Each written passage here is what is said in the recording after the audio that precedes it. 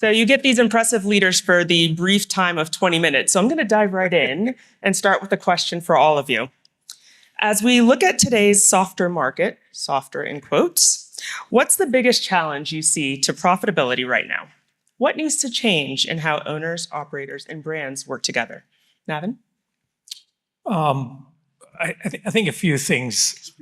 When we see a 1 or 2 or 3% drop on the top line, it's not the same drop on the bottom line. It's going to be a multiple of maybe 2 or 3 times. So while the top goes down 2 or 3, your bottom line may go 6, 7, 8% down. I think it's really important to think about that early and how you might manage that. Now, from an owner's perspective, that's what happens to you. From a brand perspective, if the top line goes down 2%, they get paid off the top. We get paid off the bottom. And I think there's an important distinction there of how we look at that, as well as I think probably the most important thing is you're seeing softness in your business today in most markets. You must plan ahead. What am I going to do to mitigate the changes? Greg? We talked about it as we were brainstorming and prep calls about the fact that this is a layered environment. And I think that's the right way to describe it. You've got a lot of stuff happening very fast. You've got macro, very much a local scenario that affects profitability. And that combination combined with the fact that we've got a lot of competition for customer preference. We've got we still have demand issues in certain segments, means we have to keep, the topic of this discussion is how do we think differently about what else do we do now as it relates to profitability. And a lot of it is how we get work done collectively. All right, good morning. Well, first of all, I just want to welcome everyone to Denver, and I hope to be accommodating as the Broncos were to the Cowboys yesterday. Anybody enjoy that outcome? Some not so much, let's see. So on that front, no, it's great to be a part of this esteemed group, some profit warriors sitting to my left and right. So the reality is that the fundamentals have changed, the dynamics have changed in our industry.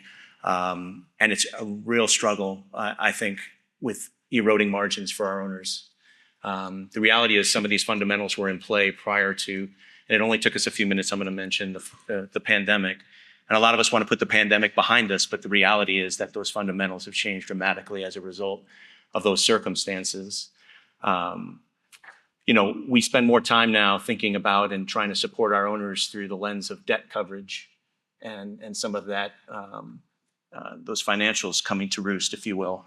The reality is in a lot of the investment thesis that were created, certainly pre-pandemic, we lost 2 years of production, if you will. And while you can show and we continue to compare ourselves to 2019, the route to where we've gotten, the spike that occurred post-pandemic, right, with what we'll call revenge travel and the champagne effect, that created even more aggressive underwriting.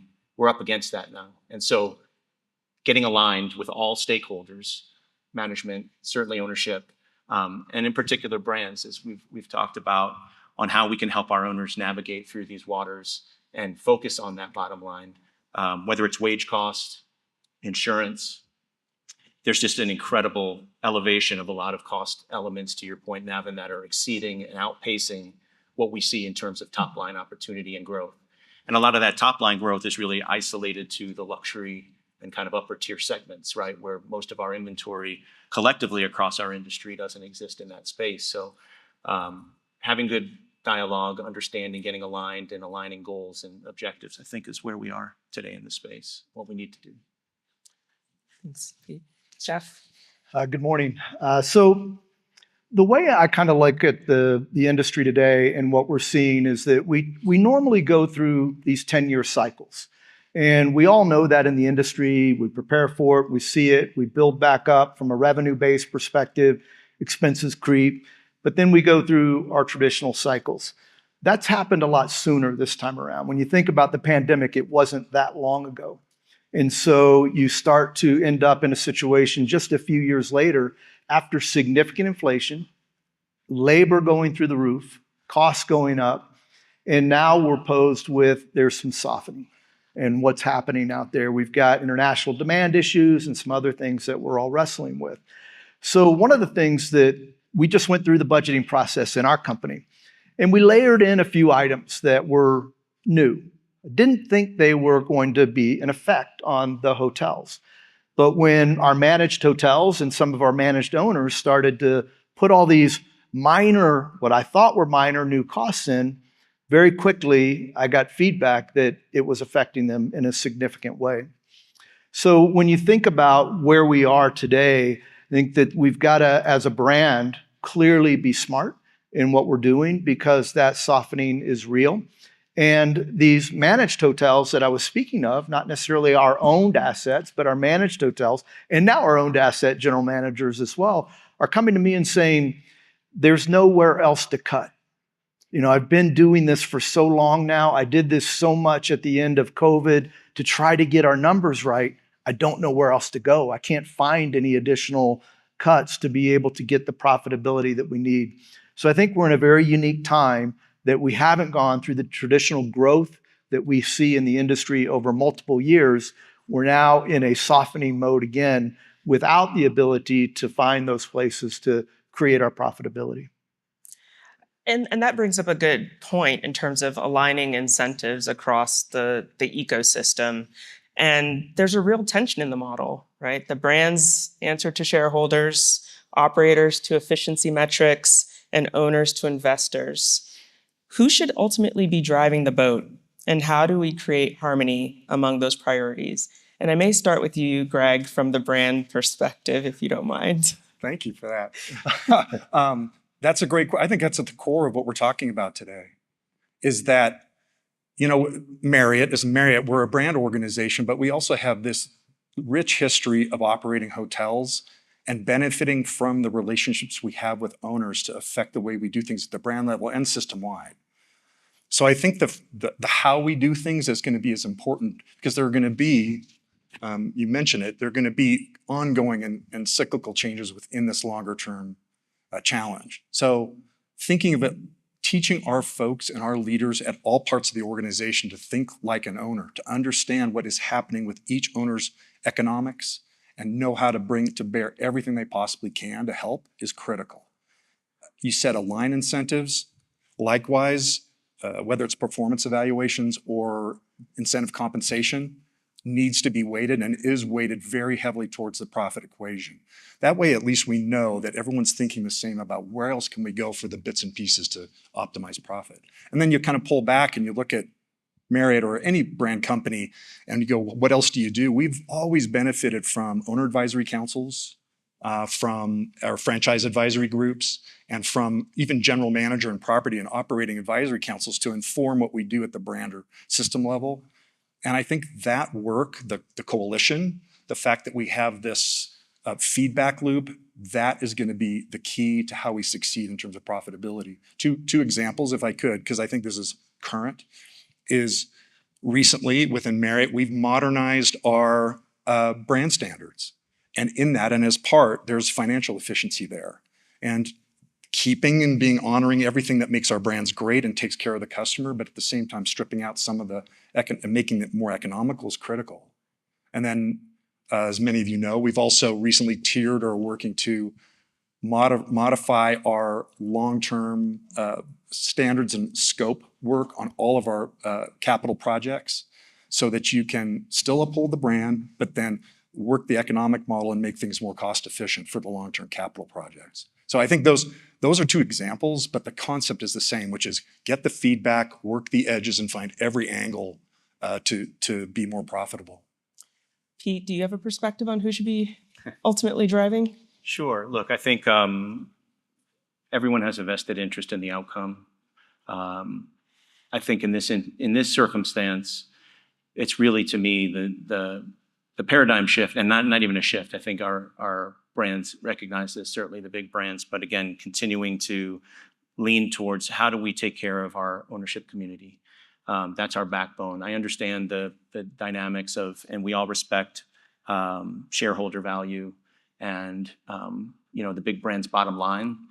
But demonstrating that those two things don't need to be mutually exclusive, that they can double down on how do we make sure that the model is sustainable and profitable and heading in the right direction for our ownership community. You mentioned some of the committee work that we do. I've had a chance to participate in a number of those through the years. It was interesting in last night's panel. I thought Keith and Tom and Mitch did a great job, and there's some overlap in our topics and subject matter. But as mentioned, Tom and I were together at Davidson through the recovery of and post pandemic, and those councils really went from almost respectfully tacit approval boards to really conversational. And how are we going to lean in on what the management companies are doing, for example, to learn how to run a leaner model, and how can we do this differently and with the owner's best interest at heart? And I think retaining that because this perception of recovery, we're really not recovered yet. There's things that can be done. So I think that perspective, again, when it's about unit growth and the proliferation of brands and things of that nature, we have to acknowledge, we need acknowledgement that tugs on our supply, right? And our demand generators, relationships with, entities like MGM and I don't mean to pick on Marriott, just a good example, right?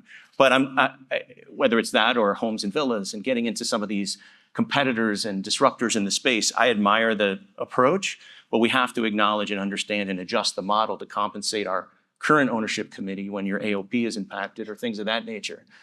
So just, active listening, understanding, not everything is a cookie cutter. I think Keith mentioned that. How they approach our circumstances is going to be critical as we continue to forge forward. So when we think about institutionalizing some of those changes, right? We think about the brand standards that you mentioned, Greg, and we think about capital investment. What changes do we need to institutionalize to make sure we don't end up back in the same alignment circumstance during every crisis? We talked about COVID, great financial crisis. We talked about all the crises that have led to the ecosystem coming together. How can we institutionalize that? And Navin, I'd love your perspective on sort of what true alignment and permanent change might look like. What are some ideas you have? No, thanks for that. And it's been said that we are cyclical in our business, and it seems like every time there's a crisis, we think of sort of things to do. I think we got to be a little bit more consistent and come up with changes that are there and they're permanent changes, and mostly probably a lot of this could be driven by brands, and some of it may be just industry related as well. I'll give you one example, and this was talked about during the pandemic, and nothing really came out of it, but a lot of people traveled in for this conference. If you're here 2 or 3, 4 days, do you necessarily need housekeeping every day? If it was me, a lot of times, if people said, hey, this is $40 less or $50 less without housekeeping, I'd do it all day long. Now, there may be other visits where if I'm with my family, I may want it. But as an industry, we've got to be a little bit more creative.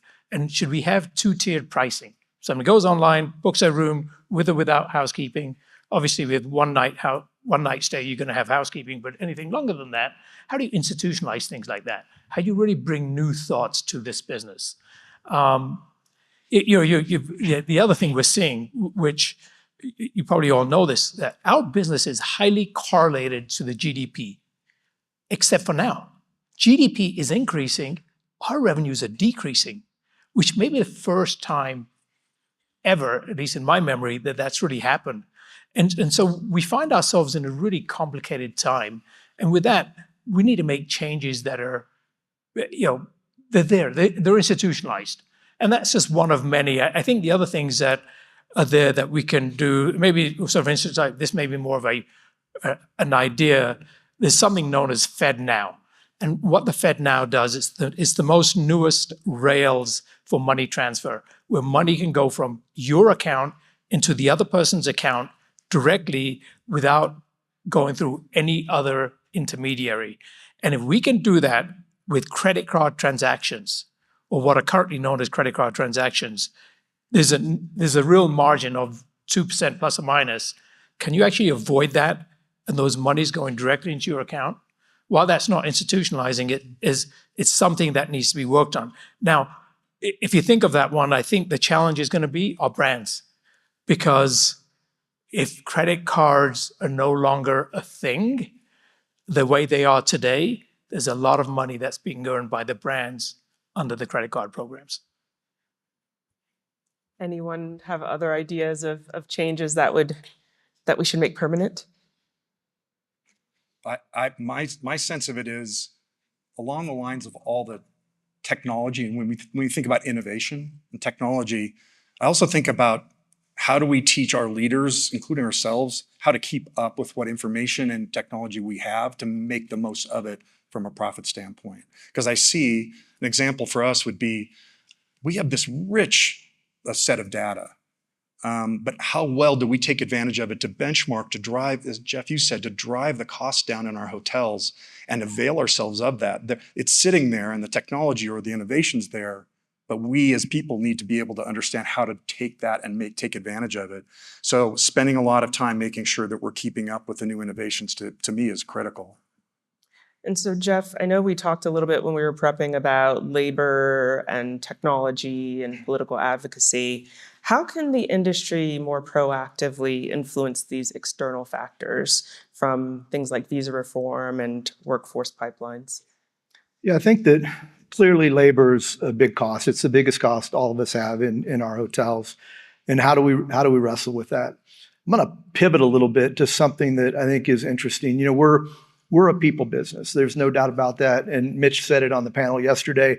We will always be a people business. But the reality is technology is coming on the scene. And when you think about robotics, and I hate to get into that, but it's real. You can go on to ChatGPT and do a search right now and say, you know, when will robotics be in hotels as workers? And it'll tell you all about it. It's happening right now. I was in Singapore last week. The Pan Pacific Hotel there had robots doing all of their vacuuming in the hallways and the corridors. They're like Uber Rumbas that are running around. They weren't like humanoids, but it's there. And when you if you do this search on ChatGPT, it's going to talk about actually the human type robots that are actually out there today. And so I'm not a big advocate of that at this stage because I feel this is a people business. It's what I've done my whole career. But the reality is we're there. And I probably had 4 or 5 people reach out to me last week that are probably here in the exhibit hall. This is a shameless plug for going to the exhibit hall, that are going to talk about robotics and what that means. So I highly advise everybody to go through that area to take a look because the world's changing and it's changing really fast. I'm going to jump on this too because I think automation, and when we think about robotics, I'm not thinking about like a physical robot. I'm thinking about bots, right? And where we've been able to institute and incorporate bots into our org chart. Spent the first 10 years of my career in finance, property level above property finance, and I think that's an early adopter, an area where we've already started to make impact in our 4 walls at Highgate related to how we can create more efficient work, eventually getting our financial leaders thinking more strategically and less tactically, and utilizing some of that systemically. And I think wherever those ideas come from, wherever they can come from in our industry, the ability to share that information. I know it's a competitive advantage, but in the end, as an industry, when we're battling, it's about the quality of labor. It's less roles, higher quality, higher pay, right? And some of the things that we can do, certainly in that arena, apply. There's areas of procurement, there's areas in other where we can start to leverage agentic AI. And I think that's what we're all racing to and having great conversations about. You mentioned advocacy as well, and just understanding the big ticket. You do a great job of that in Hawaii. I've witnessed it during my time with KSL and your efforts. The time we spent, we had a board meeting yesterday talking about AHLA and our agenda. So whether it's H-2B visas or how we're able to deploy and what are the issues that are most important. And then again, the price of greatness is responsibility. I think, again, I feel like I keep tapping on the brands, but just making sure that the brands are at the table with us, leveraging that weight and that influence and that ability to help us move the needle on the big topics that we're trying to tackle as an industry that are forward-looking and thinking about our future. Yeah, I think about our government affairs at the federal and state level, the work they're doing locking on to the priorities from AHLA, but also at the local level, the importance of advocacy at the local level and understanding what's happening, all the nuances at each market is significant. And so being able to use our business councils and our government affairs cadres to push on everything you just said, Pete, is critical. And I think it's the speed at which everything is coming at us and the diversity of the feedback that we're getting from our jurisdictions requires that we're really locked into advocacy at the local. Screens are off. Does that I mean know, Navin, do you want to have the last word? We are out of time, but I feel like we have to give you the last word. we have to say happy birthday to Maddie? Oh yeah, happy Birthday, birthday to HLA. Maddie. If you don't know Maddie, still wish her a happy birthday. She was on our council. But no, nothing further to add. I think it's, I would tell people, be agile. Your mind, your team members, they need to be agile. The thing that's constant in today's world is change, and the rate of change is increasing. Things change faster. So the quicker you can adopt to whatever it may be, learn to be agile. If you're not, it's going to be a struggle. Well, I want to say thank you to the panelists here for joining us. That 20 minutes went by so quickly. I think we could have done double the time with this wonderful group. So thank you so much this morning. And as Jeff mentioned, make your way to the exhibitor stage today.